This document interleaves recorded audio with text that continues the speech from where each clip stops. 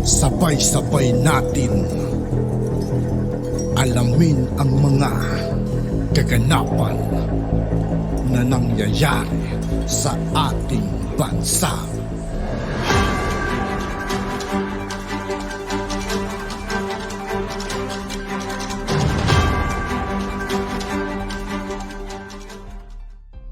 Yo, what's up mga kaibigan? This is I2K po again.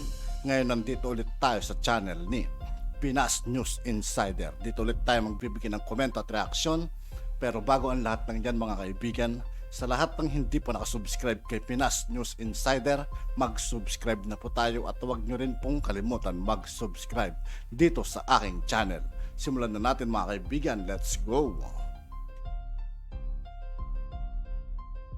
Ito ang balita ngayon, viral ngayon sa mundo ng social media. Ang di umano'y balitang controversial na vlogger na si Maharlika hindi na mapipigilan pa. Isyong binabato laban kay PBBM at Elisa Marcos. Totoo nga ba? Pero bago ang lahat, kung bago ka pa lamang sa aming channel, please huwag kalimutang mag-like, subscribe at i-click ang notification bell para mas maging updated ka palalo sa lahat pa ng bagong video na upload namin. At eto na nga mga kababayan, kamakailan nga lamang nag-viral sa mundo ng social media ang isang pasabog ng sikat na vlogger na si Maharlika. Sa kanyang naging Facebook Live ay nilabas niya di umano ang ebidensya na ang pangalan di umano ni Pangulong Bongbong Marcos ay nasa listahan na ng PDEA at ito ay noon pa sa panahon ng administrasyon ni Pinoy. Dahil ayon pa sa sikat na vlogger at controversial na si Maharlika, na ayon naman sa kanyang reliable source na tinatawag niyang Puting Ahas, na nakipagsabwatan di umano si Kuting at Lisa sa isang cabinet secretary ni Noynoy Aquino noon upang hindi di umano ituloy ang paghuli kay Kuting na di umano'y nasa listahan na ng PDEA. Ayon pa sa post ni Maharlika sa kanyang Facebook page, Part 1 ang ebidensya. Confirm ang sinabi ni PRRD na nasa listahan si Marcos Jr. ng PDEA nung panahon ni Noynoy. Ayon sa ating Puting Ahas, nakipagsabwatan si Kuting at Lisa sa isang cabinet secretary ni Noynoy para hindi ituloy ang paghuli kay Kuting at isang artista na kasama ni Kuting habang sila ay nagpapakabangag sa polboron. Kasado na ng gabing yon ang operasyon nang biglang hinarang ng cabinet secretary ni Noynoy. Bayan, kayo na ang humusga kung gusto nyo pang panatilihin si bangag na polboronic admin. Iaalay na kayo sa pagkikipag-bang-bang sa China. Nasa mga kamay, puso at utak ninyo nakasalalay ang kinabukasan ng inyong pamilya at bayan. Wakasan na ang polboronic bangag ahas. Grabe tong paratang na to mga kaibigan, ano? Talagang personal talaga mga kaibigan, below the belt talaga yung atake ni Maharlika rito mga kaibigan, ano? Ano kaya mangyayari sa kanya rito mga kaibigan? Ang tanong, totoo kaya ito mga kaibigan o haka-haka lang? Diba? Basta tayo mga kaibigan nakikibalita lang tayo mga kaibigan. Tignan natin kung ano yung lalabas na katotohanan para sa kanila, diba? As admin na ito. End quote. Ngunit ang paratang na ito, pero ang tapang din niya Maharlika mga kaibigan, ano? Pangulo yung binabanggaan niya talaga, ano? Ni Maharlika ay agad namang pinasinungalingan ng PDEA. PDEA debunks fake operational document. The Philippine Drug Enforcement Agency, PDEA, debunks the false operational documents currently in circulation in social media. Two pictures of documents were posted online. An authority to operate and a pre-operation report, both dated March 11, 2012. PDEA ran a check through its plans and operation report management information system or PORMIS and found that no such operation was logged on the said date. A critical features of PORMIS is that one cannot insert or tampered with recorded operation. All pre-operation documents are serialized and recorded in this database. This ensures the system integrity and negates any dub on the data the system contains. In an age where artificial intelligence can generate realistic fake videos, spurious documents, and fantastic claims at having insider information, the public is cautioned to be more careful in believing such a fake news. End quote. Hindi rin napigilan ng sikat na mamamahayag na si Jason sa pagbigay ng kanyang komento patungkol dito. At ayon pa sa kanyang Facebook post, okay, ganoon lang. debunks operational documents. Tapos ganoon lang, kasiraan ng gobyerno, ng presidente, ng mga kilalang tao at ng bansa ang ginawa ni Maharlika. Tapos ganoon lang, babala lang sa publiko na huwag magpapaniwala sa artificial information generated documents. End quote. Samantala, hindi naman mapigilan ng marami sa ating mga kababayan na magbigay ng kanilang hinaing at komento sa mundo ng social media. At ayon pa sa kanila, hinamon ni Maharlika ang Congress at Senate na magkaroon ng live investigation para makita ng buong Pinas. Takot naman magkabulgaran. Dapat kasuhan na naglabas ng document na yan para mapatunayan niya sa korte na totoo ang mga documents na hawak niya. Natural lang na pasinungalingan ng PIDEA yan. Paimbestigahan nang malaman ang katotohanan. Di ba mahilig sa ganoon yung mga nasa kamara? Kasiraan yan ng Pangulo at credibility ng PIDEA. Statement lang ang sagot. Di ninyo ididemanda si Maharlika. Paano kung lumabas ang pumirma niyan? Papaano legit ang pondo at may-ari ng plate numbers? Totoo kaya ito? Bakit statement lang ang sagot nila? Hindi basta-basta ang ginawa ni Maharlika na paratangan at may ebidensya pa laban kay PBBM. Bakit hinahayaan lang nila na siraan sila nito sa publiko? Mukhang may kakaiba yata. End quote. Grabing expose ito mga lords. Grabe talaga itong si Maharlika, no? Kumbaga, grabe siya ka-confidence magbato ng mga akusasyon. I'm really curious hanggang saan dadalhin itong pangbibisto niya, no, sa administrasyon na to. And let's see kung mapapatunayan niya lahat, 'di ba, ng akusasyon na binabato niya, no, kay President BBM at saka sa kanyang partner, si First Lady Lisa Araneta. Look, known vlogger Maharlika, through her Boljakan Facebook page, uploaded documents purportedly from PIDEA to prove her claim that President BBM was on the agency's narco watch list. Confirmed ang sinabi ni PRRD na nasa listahan si Marcos Jr. ng PIDEA noong panahon ni Noynoy. She wrote in the caption, "Kasado na ng gabing yon ang operasyon ng biglang hinarang ng Cabinet Secretary ni Noynoy. Bayan, kayo na ang humusga kung gusto nyo pa panatilihin si Bangag sa Polvoron admin," sabi ni Maharlika. Grabing expose ito mga lods. Diba? PIDEA. No? Kayo mga lods, anong masasabi nyo? Kasi sabi din ni Maharlika may video daw, pero hanggang ngayon wala pa namang video. Pero grabe lang yung determinasyon ni Maharlika, no? Grabe yung kanyang talagang gigil na i-expose yung lahat ng mga nalalaman niya kuno. And for me mga lods, it's a serious offense kung hindi ito totoo. Diba? Kasi ang masisira nito ang PIDEA, ang ahensya ng gobyerno. Kaya abangan natin ang mga susunod na pangyayari. At ito pa mga lods, ito lang based on my experience lang, bakit tahimik lahat ng mga mainstream media? Pansin nyo ba mga lods, ABS-CBN, GMA, TV5, sa mga ganitong issue, grabe, sobrang tahimik sila talaga. Buti pa nga itong Daily Tribune, di ba? Napansin, no? Napansin ang akusasyon, no, ni Maharlika. Kasi guys, kasi mga lods, it's a serious offense. Napakaseryosong offense ito. Pero bakit tahimik ang media? Grabe. Na-shock talaga ako. Bakit tahimik ang media? Hindi naman sila ganyan sa panahon ni former President Duterte. Hindi sila ganyan. Ngayon lang nagkakaganyan ang media. Grabe! What's happening? Nawindang kami kaninang umaga dahil haya na si Maharlika. At ano ang kanyang balita? Abay, meron siyang ipinakita na mga dokumento galing sa PIDEA na di umano ng ating PBBM ay sinusubaybayan ng PIDEA dahil ito ay isang pinaghihinalaan na drug user sa isang kondominium. Nakita nyo ba yun? Halika, pakita natin ngayon kung ano itong dokumentong ito. No? Ito ay dalawang dokumento. No? na di umano ay galing sa PIDEA, no? Now, tinakban po yung mga pangalan ng ibang tao na nandoon sa listahan at tinakban din kung sino ang pumirma. Now, bukod pa dito, abay itong si Maharlika ay merong isang tao na binunyag na kasama ni PBBM at ni Lam sa New York nung sila pumisita sa New York. Abay itong tao pa lang ito ay wanted for drug pushing sa Pilipinas, hindi lang sa Pilipinas, pati Australia.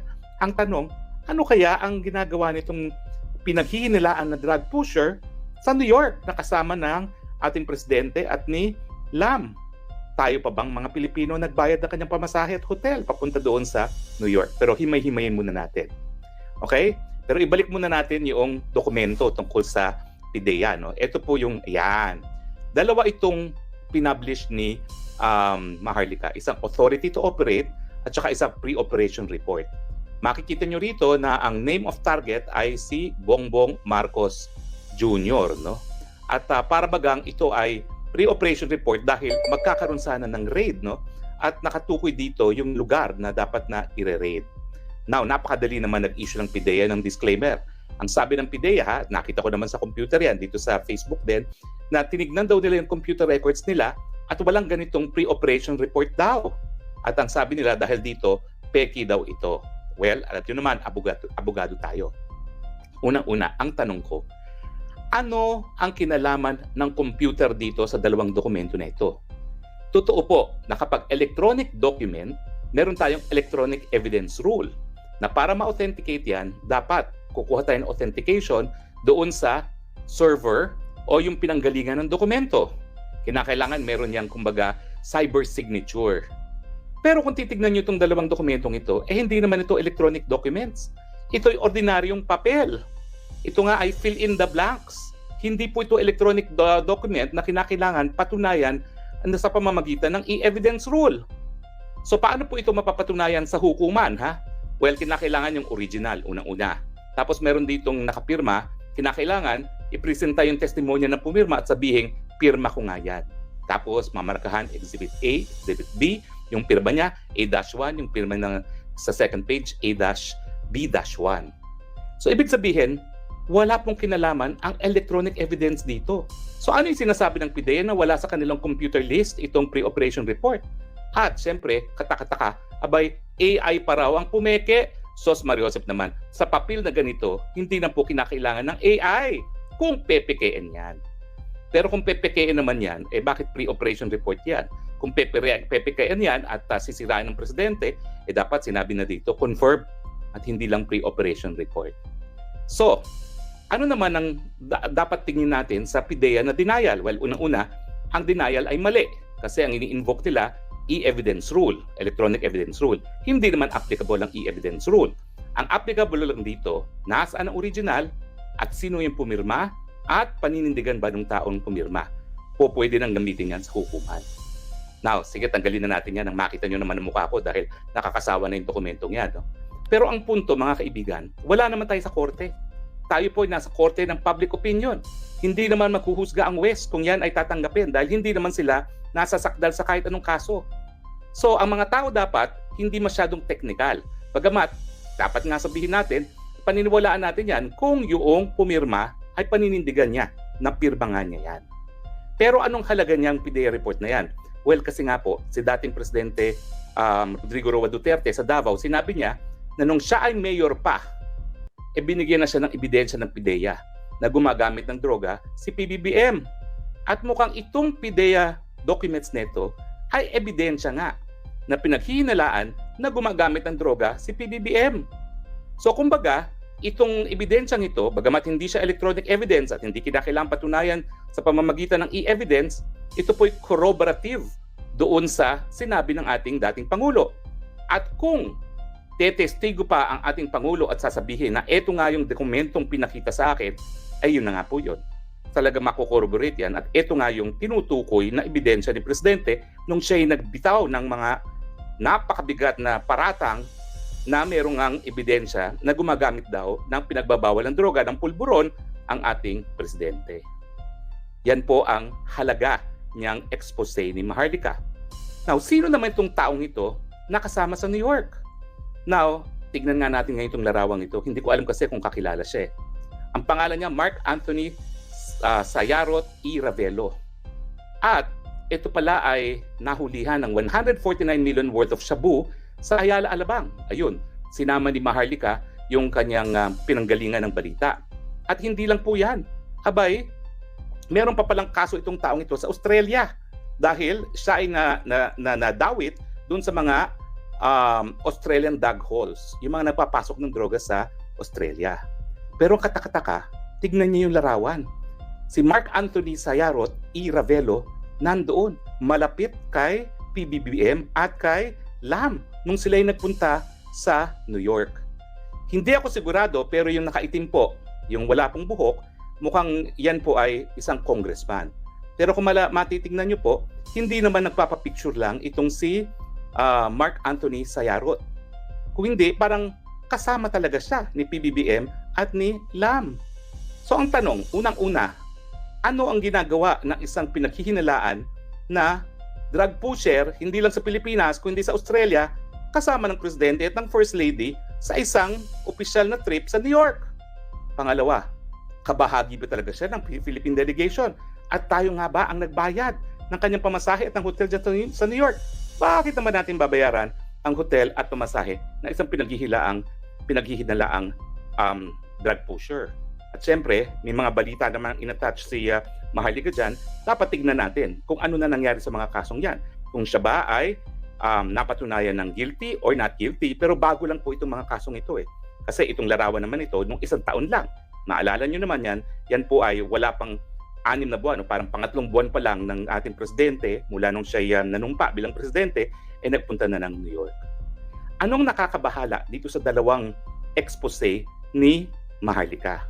Si Maharlika kasi sa mulat-mula sinasabi, pulboronic ang PBBM. Gumagamit daw ng pulboron. Sinabi rin po yan ni dating Presidente Duterte. Ngayon, lumabas ang dokumento. Well, syempre, tinatanggi nila at pinasisinungalingan. Pero, ang basehan ng kanilang pasisinungalingan ay hindi naman tama dahil hindi naman siya electronic evidence. Now, sa tingin ko, kaya tinanggal naman ni Maharlika yung pangalan ng pumirma doon sa dokumentong yon kasi nga, naku, baka mamaya magurgur kung sino man ang pumirma noon. Dahil nakasalalay sa kanyang testimonya na yung pirmang yon ay pirma nga niya para po mapatunayan yung authenticity ng dokumento na yan. At syempre, pag nakakakita ka naman ng drug pusher na kasama ni PBBM, bakit? Syempre ang isipin nyo, sinong sinusuplean ng drug pusher? Well, wala naman akong conclusion dyan. Bahala na kayong maghusga, bahala na kayong magkaroon ng paninindigan, pero sa tingin ko, dumarating na ang panahon na masisiwalat ang katotohanan kung nasa tamang isipan ba ang ating presidente. At importante po yan sa usapin ng West Philippine Sea. Abay, mukhang magkakagera na tayo. Mukhang ipapasok na tayo sa gera ng ating presidente. Ang tanong, siya ba ay nasa sapat at tamang pag-iisip? Hindi ko po alam. Pero tayong lahat, mga mamamayan ng Pilipinas, ayon po sa 1987 Constitution, meron tayong karapatan na makakalap ng impormasyon sa mga bagay-bagay na nakakaapekto sa ating pang-araw-araw na buhay. Freedom of information. At siyempre, yung estado ng pag-iisip ng isang presidente, lalong-lalo na sa panahon na mukhang kinakaladkad tayo sa gera, siya ba ay nasa tamang pag-iisip? Anong tingin nyo, mga kababayan? Tignan natin ang inyong mga komento. Sino ang ating unang suki? Boy Waray-Waray, attorney, nakita mo na kay Maharlika about sa PIDEA. Ano ba yun legit? Hindi ko nga po alam. Para malaman natin ang authenticity niyan, kinakailangan lumutang yung pumirma at sabihin, pirma nga niya yan. So hindi ko po sinasabing legit yan. Sinasabi ko lang sa inyo kung paano mapapatunayan ang katotohanan ng dokumento na yan sang-ayon po sa ating laws of evidence. Kill Zybel, kahit sino pwede gumawa ng ganung papel, grating legit. Pero bakit walang control number? Hindi ko po alam. Hindi ko naman po sinasabing totoo yung dokumento niyan o authentic. Sinabi ko lang kung paano dapat patunayan. Okay? Ang importante, sino yung lumagda at tatayuan ba niya ng lagda niya yon. Reggie Regal Felipe at Tony Harry, dapat magpa-drug test na si Bongbong para matuldukan ang akusasyon ni Maharlika at PRRD. Ang pananahimik ni Bongbong ay lumabas na guilty siya. Well, hindi ko naman po iniisip na ang pananahimik niya ay guilty siya. Pero ngayong meron ng ganito, kinakailangan sagutin na niya ang paratang. Oo o hindi. Kung oo, hanggang ngayon ba o sa nakalipas lamang? Dahil kung nakalipas naman yan, wala na tayong pakialam. kung siya ay gumamit na bago siya maging presidente. Vin Fernandez, tama attorney, bakit kasama nyo ang mga kaso ng drugs? Sabi niya, ewan ko po, tanungin natin sila. Minimi, ano ba yan? Dapat yung kasali sa pulburon na celebrity lumabas at magsalita na parang makaganti siya sa mga sumira sa kanya. Well, iba po yung nakita kong pangalan. May nakita na akong pangalan kasi pero wala akong kopya. Pero nakita ko pong pangalan. Pero dahil wala nga akong kopya, wala naman akong karapatan na ibunyag yung pangalan na yun. Okay? Ashley Sabado, wala na akong tiwala sa government buhat ng maupo si Marcos dahil malulugmok ng tuluyan ng Pilipinas at magkakaroon ng war sa pagitan ng China dahil kay Marcos. Ang tanong nga po ay kung magkakagera, may interest ba tayo dyan? At yung decision ba ay ginawa sa tamang pag-iisip? Okay. Mercedes Samson Okamoto, kakaiba din itong administration ngayon, lagi denial sa halip ng mga paliwanag, binabalang pa nila at ginugurgur ang kokontra. Well, gurgur is real po. Okay? Basta ako, sinasabi ko sa inyo kung anong law of evidence. Hindi ko sinasabi na totoo yan, hindi ko sinasabi na kasinungalingan yan, pero para mapatunayan yan, kinakailangan yung original at yung taong pumirma. Archival Blancas, si Maricel Soriano po ba yung kasama niyang big name dyan sa papel attorney? Ay, naku, wag na natin magbanggit dyan. Ayaw ko magbanggit kasi wala naman akong kopya, nakita ko lang. Ben Totole, ano ba ginagawa niyo men and women in uniform? Kilos na. Ikaw talaga, Ben. Okay, Sela V Live, naku, suki din. Magpa-drug test sa BBM ng live kung hindi totoo. Ako, magsimula siya sa denial or admission. Pero hindi po pwedeng, I will not dignify that with the response. At yun ang sinabi niya nung tinanong siya ng media tungkol dyan. Ana Bakidan, hello po. Attorney Harry Roque, wow, nasa Japan po kayo. Siguro uminom po kayo ng miso soup. Ay, naku, syempre, breakfast. Uminom na ako ng miso soup. At mamaya siguro, hindi pa ako nag-aapunan, ha? 9 past na po dito, pero napakatagal po ng biyahe. Kaya narita po kasi ako nag-landing. Kaya ngayon lang ako nakarating dito sa Tokyo. Napagod na nga ako, nag-tren ako, pero dun sa final stop ko, ay naku, nag-taxi na ako. Mura lang naman. Ellen Inocencio, abay nag-counter ang PIDEA, fake news daw yung papel na hawak ni Maharlika. Well, gaya na akin sinabi, no? Yung kanilang pagde-deny, mali naman. Kasi binabatay nila yon sa electronic evidence law, hindi naman electronic document itong papel nito. Ordinary authenticity lang. Ordinary procedure of proving authenticity lang. Yung original at yung testimonya ng pumirma. Yun naman, sapat na po yun. MAC Suke, Sir Spock, sinabi ni Atty. Trixie na nakita niya din ang documents na yan. Tapos na. At yun nga po mga kaibigan, dito po nagtatapos ang ating reaction video. Muli ako po si I2K ng Sundalo ng Dunggalo. Maraming salamat sa patuloy na pagsuporta. Yeah, peace out.